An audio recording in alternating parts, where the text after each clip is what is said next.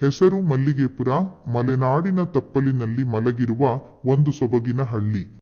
ಹಸಿರು ಬೆಟ್ಟಗಳು, ನೀರಿನ ಕಾಲುವೆಗಳು, ಚಿನ್ನದ ಬಣ್ಣದ ಕಾಳು ಬರುವ ಗದ್ದೆಗಳು ಮತ್ತು ಸರಳ ಜನರು. ಈ ಊರಿನಲ್ಲಿ ಶ್ರುತಿ ಎನ್ನುವ ಹುಡುಗಿ ವಾಸಿಸುತ್ತಿದ್ದಳು. 18 ವರ್ಷದ ಚುರುಕಾದ ಸೊಗಸಾದ ಹುಡುಗಿ. ಆಕೆಗೆ ನಟನೆಯಲ್ಲಿ ತುಂಬಾ ಒಲವು. ಚಲನಚಿತ್ರಗಳನ್ನು ನೋಡಿ ನಟಿಸುವ ಕನಸು ಕಾಣುತ್ತಿದ್ದಳು. ಅವಳಿಗೆ 18 ತುಂಬುವ ಮುಂಚೆಯೇ ಊರಿನ ಗೌಡ ಕಾಳಿಂಗ ಅವಳ ಮೇಲೆ ಕಣ್ಣು ಹಾಕಿದ್ದ. ಅವಳ ಹಣ್ಣುಗಳು ಆಗತಾನೆ ಬೆಳೆಯಲು ಶುರುವಾಗಿದ್ದವು. ಲಂಗದಾವಣಿ ತೊಟ್ಟಾಗ ಅದು ಸ್ವಲ್ಪ ಉಬ್ಬಿದಂತೆ ಕಾಣುತ್ತಿತ್ತು. ಗೌಡನಿಗೆ ಅದೇ ಸಾಕಾಗಿತ್ತು. ಅವನು ದಿನವೂ ಅದೆಷ್ಟು ದೊಡ್ಡದಾಯಿತಂತ ಕಣ್ಣಿನಿಂದಲೇ ಅಳತೆ ಮಾಡಿ ನೋಡುತ್ತಿದ್ದ. ಯಾವುದಕ್ಕೂ 18 ಅಲ್ಲಿಯವರೆಗೆ ಸುಮ್ಮನಿರೋಣ ಅಂದುಕೊಂಡ.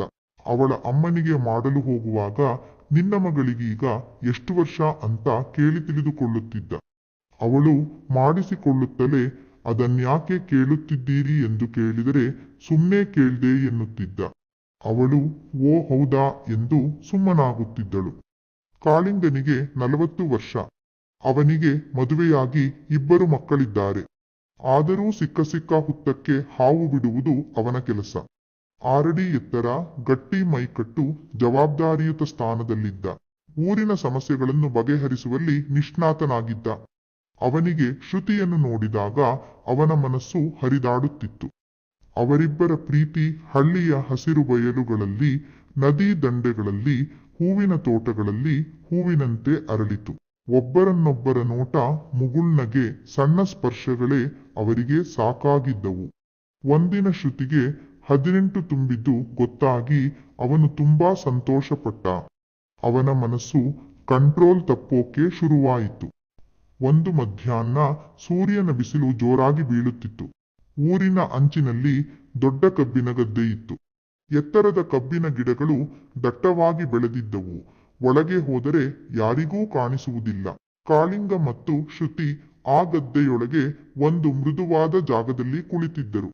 ಹತ್ತಿರದಲ್ಲಿ ಹರಿಯುವ ನೀರಿನ ಸದ್ದು ಕಿವಿಗೆ ಇಂಪಾಗಿ ಕೇಳಿಸ್ತಿತ್ತು. ಸುತ್ತಲೂ ಹಸಿರು ಗಿಡಗಳು, ಮೇಲೆ ನೀಲಿಯಾಕಾಶ. ಆಗ ಕಾಳಿಂಗೇಗೌಡ ಶ್ರುತಿ ಎಂದು ಮೆಲ್ಲಗೆ ಅವಳ ಹೆಸರನ್ನು ಕೂಗಿದ ಮತ್ತು ಅವಳ ಕೈ ಹಿಡಿದ. ಅವಳ ಕಣ್ಣುಗಳು ಹೊಳೆಯುತ್ತಿದ್ದವು. ಅವನು ಮೆಲ್ಲಗೆ ಅವನ ಕೈಗಳನ್ನು ಅವಳ ಬೆಳೆಯುತ್ತಿರುವ ಹಣ್ಣುಗಳ ಮೇಲೆ ತಂದ. ಅವಳು ಏನ್ ಮಾಡ್ತಿದ್ದೀರಾ ನೀವು ಎಂದು ಹೇಳಿ ನಾಚಿದಳು. ಅವಳ ಕಣ್ಣುಗಳನ್ನು ನೋಡಿದ ಕಾಳಿಂಗ ನನ್ನ ತಮ್ಮನನ್ನು ನೋಡ್ತೀಯಾ ಅಂತ ಕೇಳಿದ. ಅವಳು ನಾಚಿ ನೀರಾದಳು. ಮತ್ತೊಂದು ಪ್ರಶ್ನೆ ಅವನ ಬಾಯಿಯಿಂದ ಹೊರಟಿತು.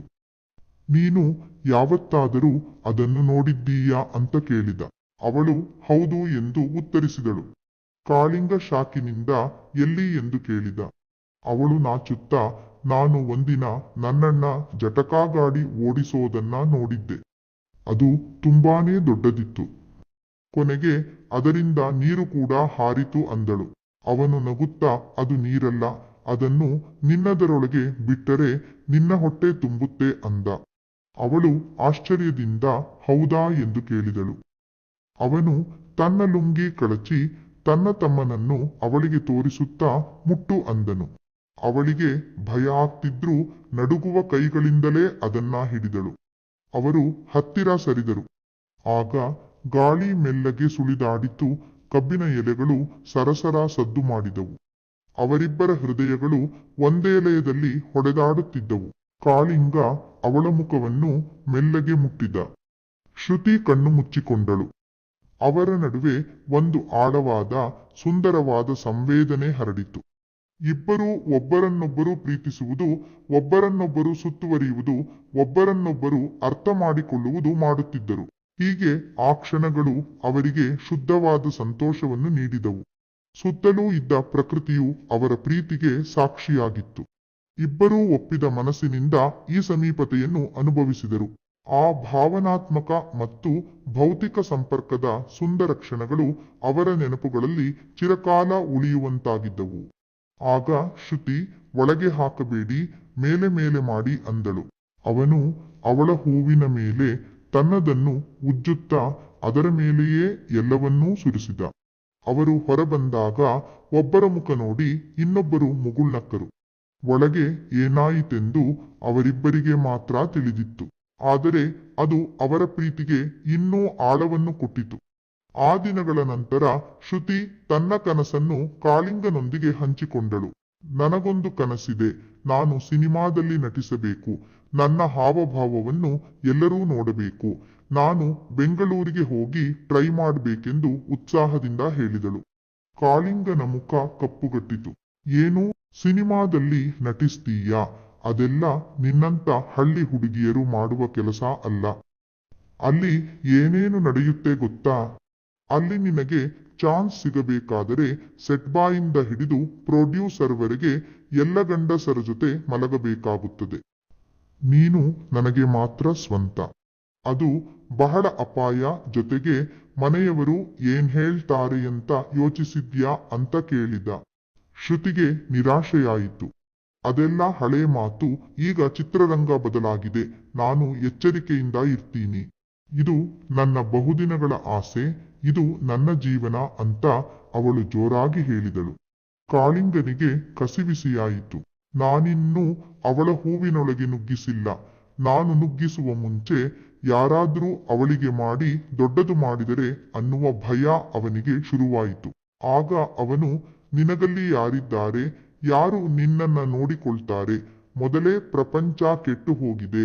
ಊರಲ್ಲಿ ನೀನು ಸುರಕ್ಷಿತವಾಗಿ ಇರಬಹುದಲ್ವಾ? ಬೇಕಿದ್ರೆ ದಿನವೂ ಕಬ್ಬಿನ ಗದ್ದೆಯೊಳಗೆ ಮಜಾ ಮಾಡೋಣ ಅಂತ ಹೇಳಿ ಅವಳ ಮನಸ್ಸನ್ನು ಪರಿವರ್ತನೆ ಮಾಡಲು ಶುರು ಮಾಡಿದ. ಶ್ರುತಿಯ ಹತಾಶೆ ಇನ್ನೂ ಹೆಚ್ಚಾಯಿತು. ಮನೆಗೆ ಹೋದಾಗ ತಂದೆ ತಾಯಿಯೂ ಅದೇ ಮಾತನ್ನಾಡಿದರು. ತಂದೆ ಕೋಪಗೊಂಡು ಗದರಿಸಿದರು. ನೀನು ದೂರದೂರಿಗೆ ಹೋಗಿ ಸಿನಿಮಾ ಅಂತ ಮಾಡಿದ್ರೆ ಅದು ನಮ್ಮ ಮನೆತನಕ್ಕೆ ಕಳಂಕವಾಗುತ್ತೆ. ಯಾರಾದ್ರೂ ನೋಡಿದ್ರೆ ಏನ್ ಹೇಳ್ತಾರೆ? ಮದುವೆ ಮಾಡ್ಕೊಂಡು ಸುಖವಾಗಿರು ಅಂತ ಹೇಳ್ತಾರೆ. ತಾಯಿ ಕಣ್ಣೀರು ತುಂಬಿಕೊಂಡು, ಮಗಳೇ, ನಮ್ಮಂತವರ ದಾರಿ ಅದಲ್ಲ. ಅದು ನಿನಗೆ ಸರಿ ಹೊಂದಲ್ಲ ಅಂತ ಬುದ್ಧಿಮಾತುಗಳನ್ನು ಹೇಳಿದಳು. ಕೆಲವು ದಿನಗಳು ಹೀಗೆ ಕಳೆದವು. ಶ್ರುತಿಯ ಮನಸ್ಸು ಒಡೆದು ಹೋಗಿತ್ತು. ಮನೆಯವರ ಹಠ ಬದಲಾಗುವಂತೆ ಕಾಣಲಿಲ್ಲ. ಜೊತೆಗೆ ಕಾಳಿಂಗ ಅವಳನ್ನು ಕಬ್ಬಿನ ಗದ್ದೆಗೆ ಕರೆಯುವುದು ಜಾಸ್ತಿಯಾಗಿತ್ತು. ಅವಳಿಗೆ ತನ್ನ ಕನಸುಗಳು ಹತಾಶೆಯಲ್ಲಿ ಮುಳುಗಿ ಹೋಗುವಂತೆ ಅನ್ನಿಸಿತು. ಒಂದು ರಾತ್ರಿ ನಕ್ಷತ್ರಗಳನ್ನು ನೋಡುತ್ತಾ ಕುಳಿತಿದ್ದ ಶ್ರುತಿ ಒಂದು ನಿರ್ಧಾರ ಮಾಡಿದಳು. ನಾನು ನನ್ನ ಕನಸನ್ನು ಹಿಂಬಾಲಿಸಲೇಬೇಕು ಎಂದುಕೊಂಡು ಯಾರಿಗೂ ಹೇಳದೆ ಕೆಲವು ಬಟ್ಟೆಗಳು, ಸ್ವಲ್ಪ ಹಣ ಮತ್ತು ತನ್ನ ಕುಟುಂಬದ ಫೋಟೋ ತೆಗೆದುಕೊಂಡು ಮನೆಯಿಂದ ಹೊರಟಳು. ಹೃದಯ ಭಾರವಾಗಿತ್ತು. ಆದರೆ ಕಾಲುಗಳು ಮುಂದೆ ಹೆಜ್ಜೆ ಹಾಕುತ್ತಿದ್ದವು. ಊರಿನ ಬಸ್ ನಿಲ್ದಾಣದಲ್ಲಿ ಕತ್ತಲೆ ಆವರಿಸಿತ್ತು. ಶ್ರುತಿ ಬೆಂಗಳೂರಿಗೆ ಹೋಗುವ ನೈಟ್ ಬಸ್ಸನ್ನು ಹತ್ತಿದಳು. ಕಿಟಕಿಯಿಂದ ತನ್ನ ಹಳ್ಳಿಯ ಕಡೆ ನೋಡಿದಾಗ ಕಣ್ಣುಗಳಲ್ಲಿ ನೀರು ತುಂಬಿತು. ಅಪ್ಪ ಅಮ್ಮ ಕ್ಷಮಿಸಿ ನನ್ನನ್ನು, ನನ್ನ ಕನಸನ್ನು ನಾನು ಈಡೇರಿಸಿಕೊಳ್ಳಲೇಬೇಕು ಎಂದುಕೊಂಡಳು. ಬಸ್ ಚಲಿಸಿದಂತೆ ಮಲ್ಲಿಗೆಪುರದ ದೀಪಗಳು ಮರೆಯಾದವು. ಬೆಳಿಗ್ಗೆ ಶ್ರುತಿ ಊರು ಬಿಟ್ಟು ಹೋದ ವಿಷಯ ಕೇಳಿದ ಕಾಳಿಂಗೇಗೌಡ ಕೈ ಹಿಸುಕಿಕೊಂಡ. ನಾನು ಬಿಡಿಸಬೇಕಾದ ಹೂವನ್ನು ಅದ್ಯಾರು ಬಿಡಿಸ್ತಾರೋ ಅಂದುಕೊಂಡು ಸಪ್ಪೆ ಮೋರೆ ಹಾಕಿ ಕುಳಿತ.